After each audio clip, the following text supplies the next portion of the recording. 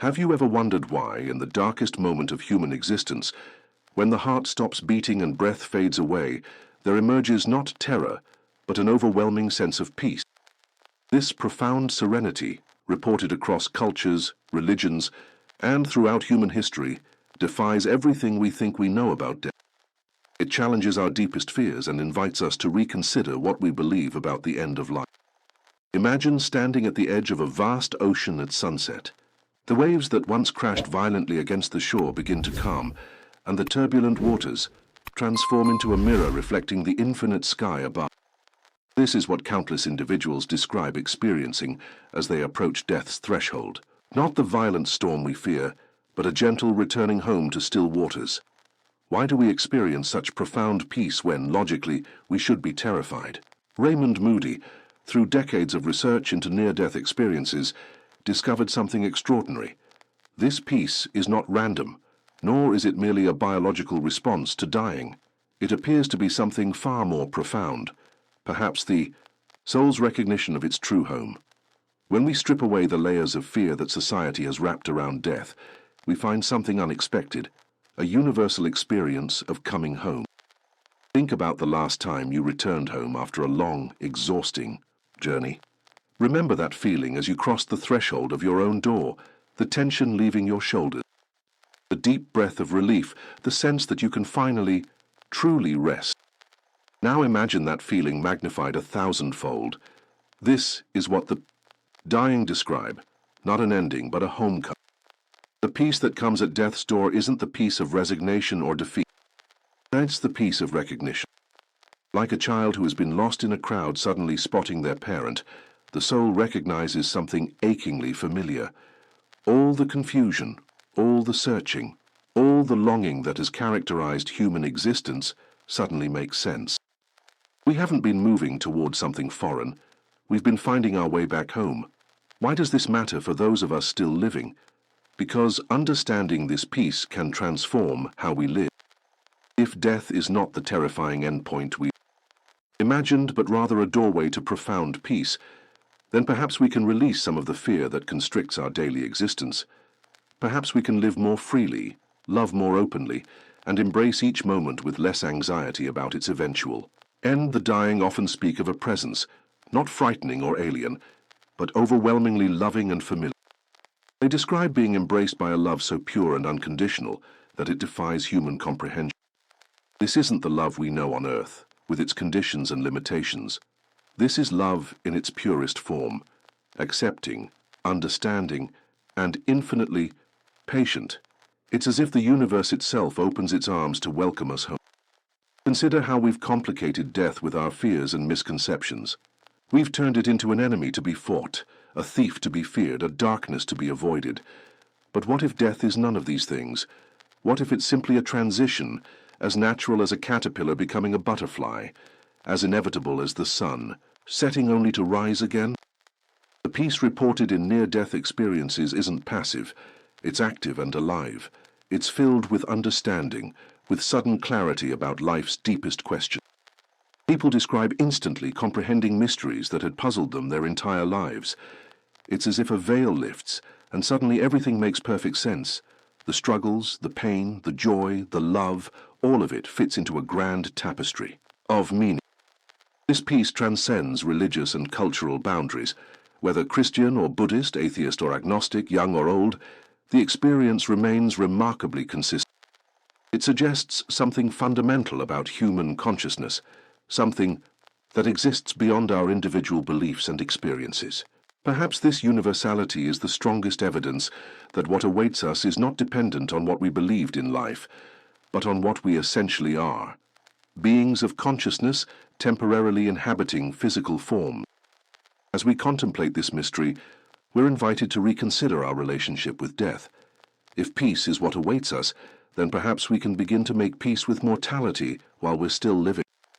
Perhaps we can see death not as an end, but as a transformation, not as a loss, but as a completion, not as darkness, but as a return to light. The journey toward understanding this peace often begins with letting go. In life, we cling so tightly to our identities, our possessions, our relationships, and our beliefs. We build walls around ourselves thinking they protect us, but they often just keep us from experiencing the fullness of existence. Yet in those final moments, these walls dissolve like morning mist, revealing something extraordinary beneath. Those who return from death's threshold speak of a peculiar phenomenon. As their life force begins to ebb, their consciousness paradoxically expands. It's as if the boundaries of the self, which felt so solid and real in life, were always more fluid than we imagined. The edges blur, and suddenly they find themselves connected to something vast and infinite, yet somehow intimately familiar. Think of consciousness like water in a glass. All our lives we believe we are the water confined within these rigid walls. But what happens when the glass breaks? The water doesn't cease to exist. It simply returns to the greater ocean from which it came. This is what the dying describe. Not annihilation, but reunion. Not ending, but expanding. Not loss of self, but discovery of the greater self that was always there. The fear we carry about death often stems from a fundamental misunderstanding. We think of ourselves as isolated, beings separate from everything around us. This illusion of separation creates the terror of non-existence. But those who glimpse beyond the veil describe something radically different. They speak of realizing that separation was always the illusion, and unity was always the truth.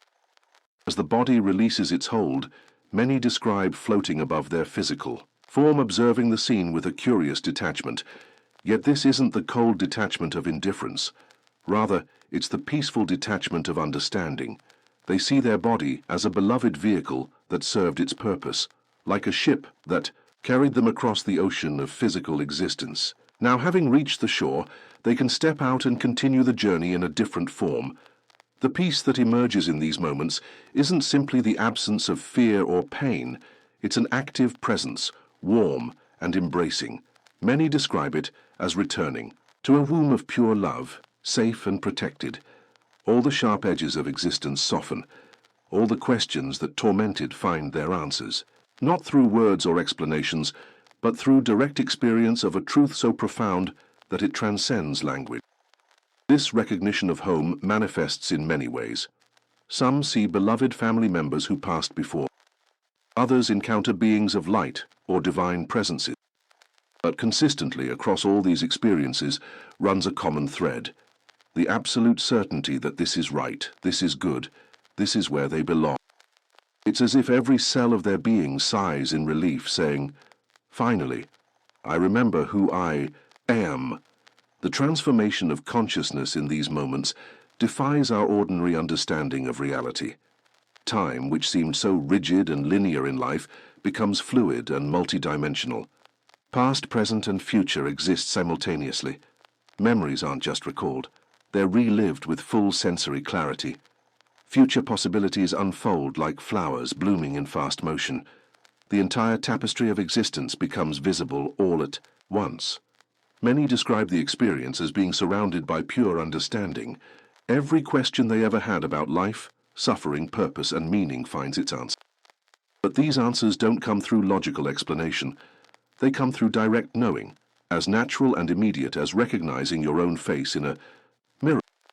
This understanding brings with it an overwhelming sense of relief, as if a burden carried for lifetimes has finally been lifted. What emerges from these accounts is a profound truth about the nature of consciousness. We are not our bodies, not our thoughts, not even our memories. We are something far more essential, more eternal. The peace that comes with this recognition is not something granted to us at death. It's something we finally allow ourselves to remember. It was always there, waiting patiently beneath the noise of our daily existence.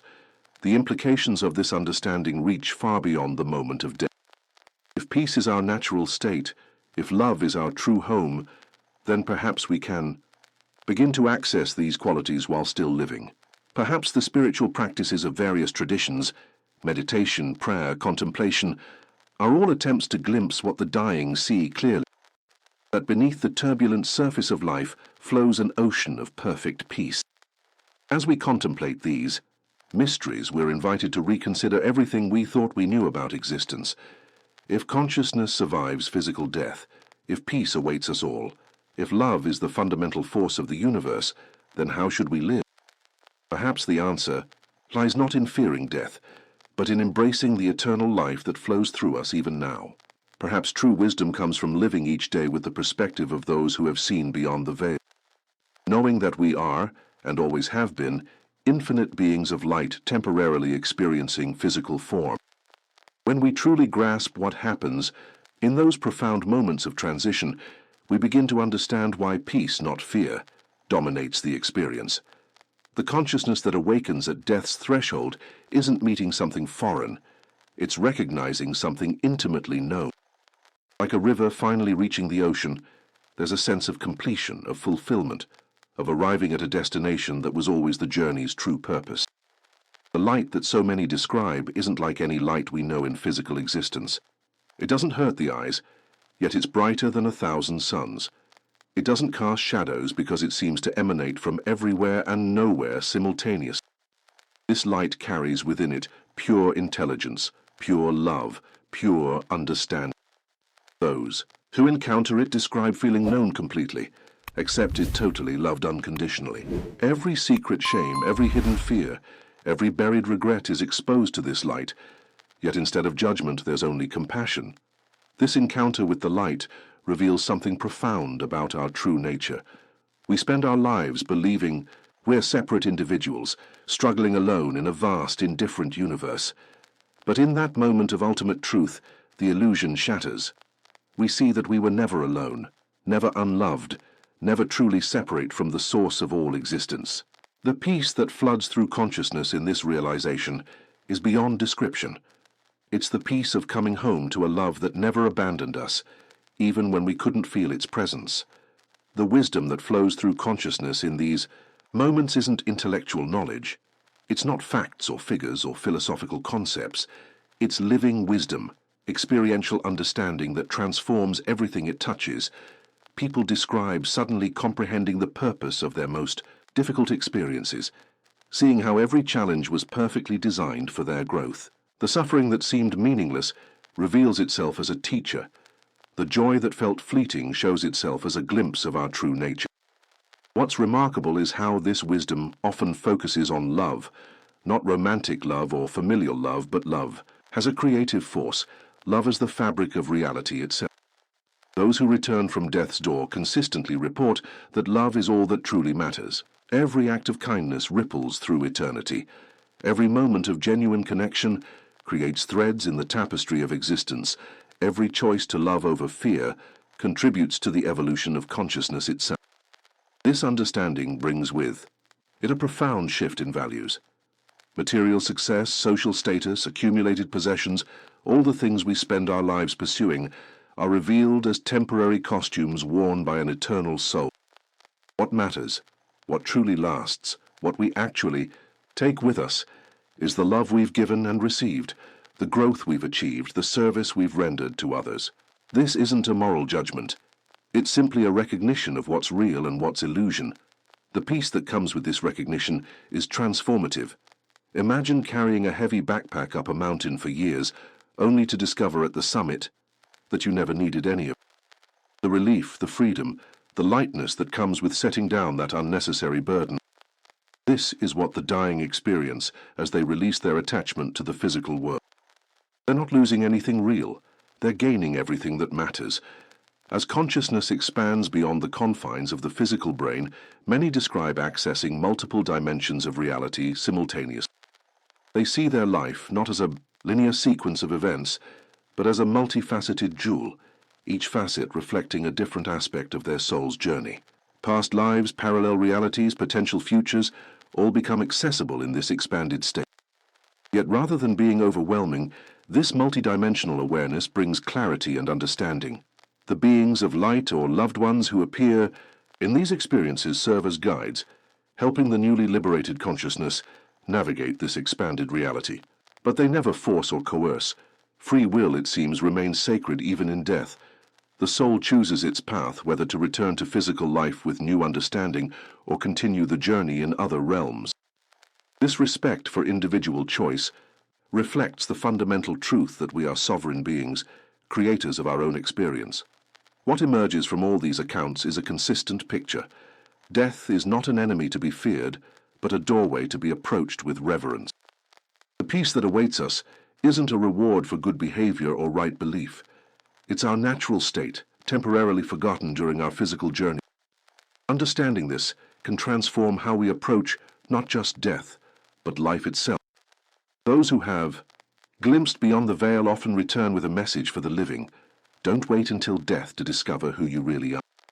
The peace, the love, the wisdom that await us in death are available to us now in this moment. They're not somewhere else, sometime else. They're here now within us, waiting to be recognized. The spiritual journey isn't about becoming something we're not. It's about remembering what we've always been. The profound question emerges: if such peace awaits us all, why do we fear death so intensely during life? The answer lies not in death itself, but in our misunderstanding of what we truly are. We've identified so completely with our temporary forms, our bodies, our thoughts, our personal histories, that we've forgotten our eternal essence. The peace that comes at death isn't something foreign being given to us. It's our own true nature finally being remembered. This recognition explains why the peace feels so familiar to those who experience it. It's like a melody you've always known but temporarily forgotten, or finding a key to a door you didn't remember locking. The soul recognizes its own essence, its own home, its own truth. All the searching, all the longing, all the inexplicable, yearning that characterizes human existence suddenly makes sense. We weren't searching for something outside ourselves, we were trying to remember what we already are. When we understand this, Raymond Moody's research takes on new significance. He wasn't just documenting unusual experiences, he was mapping the geography of consciousness itself. The consistency of these experiences across cultures, religions, ages, and circumstances suggests something fundamental about human nature. Perhaps we are all essentially spiritual beings, having a temporary physical experience, not physical beings hoping for a spiritual afterlife. The peace that emerges at death's threshold has profound implications for how we live. If our true nature is peace, if our essence is love, if our home is in the infinite, then perhaps we can begin to access these qualities while still embodied. This isn't about denying physical existence or escaping into spiritual fantasy. It's about bringing the wisdom of our eternal nature into our temporal experience. Many who return from near-death experiences report a fundamental shift in their relationship with fear, having experienced the ultimate fear, death itself, and found only love and peace, they discover a new freedom in living. They describe feeling less attached to outcomes, more present in each moment, more appreciative of simple joys. It's as if they've been given a preview of the final act and discovered it's not a tragedy but a homecoming. This transformation often extends to their relationships with others. Having experienced unconditional love and acceptance, they find themselves more capable of offering the same to those around them. Old grudges seem petty, past hurts lose their sting, and the urgency to love becomes paramount. They understand, perhaps for the first time, that we're all fellow travelers on the same journey home. The wisdom gained from these experiences often focuses on the interconnectedness of all life. In that expanded state of consciousness, artificial boundaries dissolve. The separation between self and other, between human and nature, between physical and spiritual, is revealed as illusory. We are all threads in the same cosmic tapestry, waves in the same infinite ocean, notes in the same eternal symphony. This understanding brings with it a profound sense of responsibility. If we are all connected, if love is the fundamental force of existence, then every thought, word, and action matters. Not in a burdensome way, but in a liberating one. We have the power to contribute to the evolution of consciousness itself through our choices. Every act of kindness, every moment of compassion, every decision to choose love over fear ripples through the fabric of existence. The peace that awaits us at death is available to us now, in this moment. It requires only that we remember who we truly are. This isn't about achieving something new or becoming someone different. It's about dropping the illusions that keep us from recognizing our own nature. It's about coming home to ourselves, even while still walking the earth. As we contemplate these mysteries, we're invited to live differently, not from fear of death or hope of reward, but from the recognition of what we already are. We can choose to see death not as an ending, but as a graduation, not as a loss, but as a completion, not as darkness, but as a return to light. And in making this choice, we might discover that the peace we seek in death is available to us in every moment of life. The messages from those who have glimpsed beyond the veil are consistent. Love more, judge less, forgive freely, serve others, appreciate beauty, seek truth. These aren't moral commandments but practical instructions for aligning with our true nature. They're not rules imposed from outside, but reminders of who we already are. The invitation before us now is profound. How do we integrate this understanding into our daily lives? How do we live with the awareness that peace is our true nature, that death is a doorway rather than a wall, that love is the fundamental force of existence? The answer lies not in dramatic gestures, but in the quiet transformation of our moment-to-moment experience. When we truly grasp that the peace awaiting us at death is available now, everything shifts. Our desperate clinging to life transforms into grateful participation. Our fear of loss becomes appreciation for what is. Our anxiety about the future dissolves into trust in the unfolding journey. This isn't naive optimism or spiritual bypassing. It's a fundamental reorientation based on the testimonies of those who have seen beyond the veil. Consider how this changes our relationship with suffering. If every experience serves our soul's evolution, if every challenge contains within it the seeds of growth, then even our darkest moments hold meaning. This doesn't minimize pain or justify cruelty, but it does offer a framework for transformation. Those who return from death often speak of understanding their life's most difficult experiences as perfectly designed lessons, tailored specifically for their soul's journey. The practice of living with this awareness begins with presence. When we know that this moment is all we truly have, that our essence is eternal but our current form is temporary, each breath becomes precious, each interaction becomes sacred, each day becomes a gift. This isn't about morbid preoccupation with death, but about vibrant engagement with life, knowing that what matters is not how long we live, but how deeply we love. Many who have experienced this peace describe developing what they call soul vision, the ability to see beyond surface appearances, to the eternal essence in everyone and everything. They look at others and see not just their current struggles or limitations, but their divine potential. They see not just the physical world, but the spiritual reality that underlies it. This vision transforms relationships, turning ordinary encounters into opportunities for soul connection. The implications for how we approach death, both our own and others, are profound. Instead of frantic medical interventions aimed at prolonging physical existence at any cost, we might choose conscious preparation for transition. Instead of avoiding conversations about death, we might embrace them as opportunities for deeper understanding. Instead of grieving as if our loved ones are lost forever, we might celebrate their return to the source while honoring our temporary separation. This shift in perspective doesn't mean we become passive or fatalistic. Rather, it frees us to engage more fully with life, knowing that nothing real can be threatened and nothing unreal exists. We can take risks in service of love. We can speak truth without fear. We can create beauty knowing it will outlast our physical forms.